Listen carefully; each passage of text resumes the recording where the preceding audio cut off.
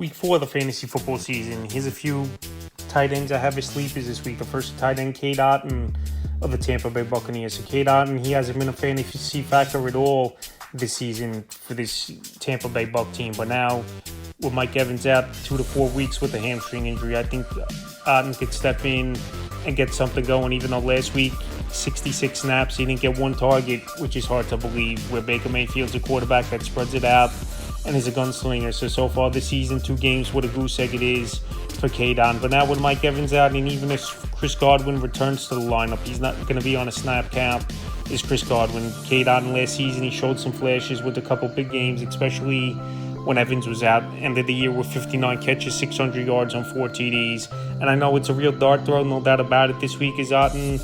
But like I said, it wouldn't be surprising to me now. He gets more involved in this offense with their big target and red zone target as well. Tight end, Andron Gadsden for the Los Angeles Chargers. So Gadsden, he's a rookie.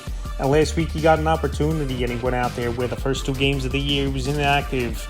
And he had 5 catches, 46 yards in that ball game in the victory versus the Denver Broncos on 7 targets. So this week, good matchup at the New York Giants. Give up the 11th most fantasy points to tight ends on the season. And it's just another wrinkle they could add to this offense is this Los Angeles Charger team with a tight end who can run in the middle of the field and make some plays, because Tyler Conklin will this week really haven't cut it at all this season, where Gadsden came in last week and he got open and made plays. This Los Angeles Charger team. But like I said, there's a lot of mouths to feed over there. Ladd McConkey, Keenan Allen, Quentin Johnston, Amari Hampton out of the backfield. But Gadsden still went out there and had a good game, and someone who I think could be an okay sleeper option this week in a great matchup at the New York Giants. And the third and final tight end I have as a sleeper is Cole Kmet of the Chicago Bears. So Cole Kmet found the end zone last week.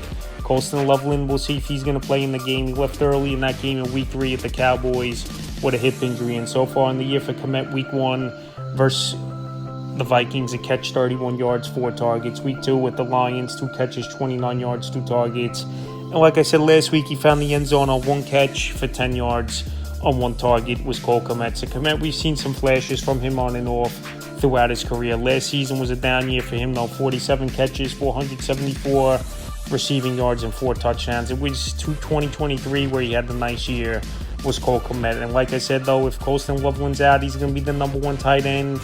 And he's a guy we've seen have a couple of decent games last season with Caleb Williams. And he's available 98% of fantasy leagues. That's a few tight ends I have as sleepers for week 4 of the fantasy football season.